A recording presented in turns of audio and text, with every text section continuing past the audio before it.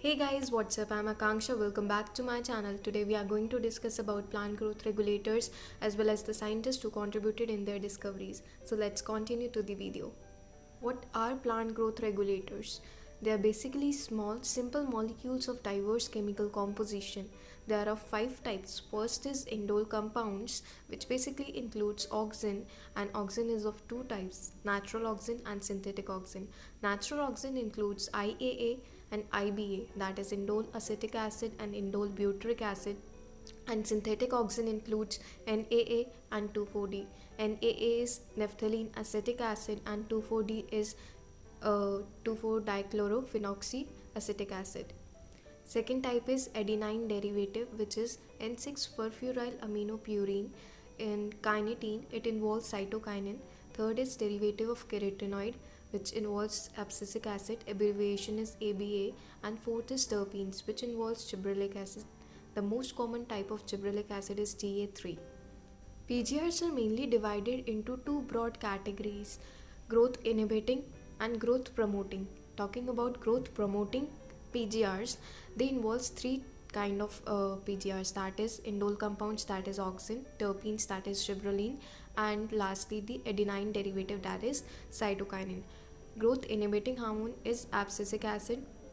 But if we talk about ethylene, which is a gaseous PGR, it basically belongs to both the growth promoting as well as growth inhibiting PGR. But the bend of ethylene is more towards growth inhibiting PGR, so we classify ethylene as growth inhibiting hormone. So the overall summary till now what we have discussed is represented in the flowchart as follows.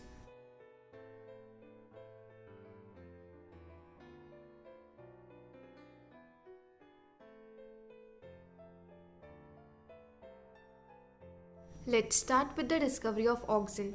Charles Darwin and his son Francis Darwin observed that the coleoptiles of the canary grass responded to the unilateral illumination of light and by bending towards the light source. This is known as phototropism. After a series of experiments, they concluded that the tip of the coleoptile was the site of transmittable influence that caused the bending of entire coleoptile.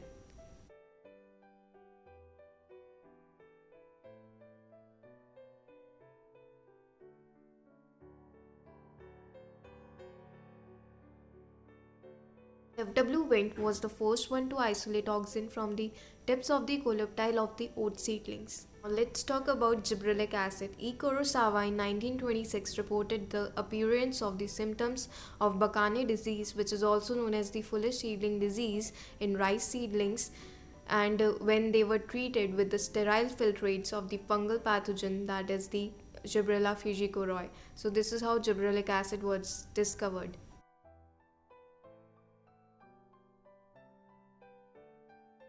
Cook and his co-workers extracted the callus from the internodal segments of the tobacco stem.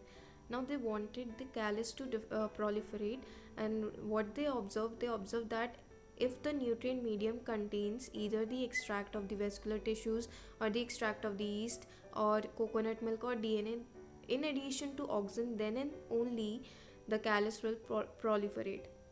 Secondly, Miller et al. In 1955 identified and crystallized the cytokinesis promoting active substance, which they later on termed as kinetic. During the mid 1960s, three independent researches were conducted and three different kinds of inhibitors were found: inhibitor B, abscission 2, and dormin. Later on, these three types of inhibitors were found to be chemically identical and they were named as abscisic acid.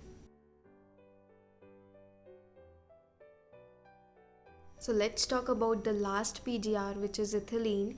H. Cousins in 1910 confirmed the release of volatile substance from the ripened oranges that hastened the process of ripening of stored unripened bananas.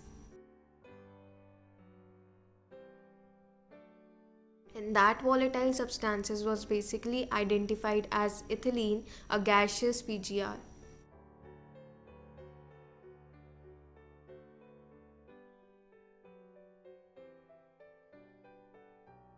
So guys, this was all for today's video. Thank you for watching the video till the end, and don't forget to like, subscribe and share as much as possible. Bye guys.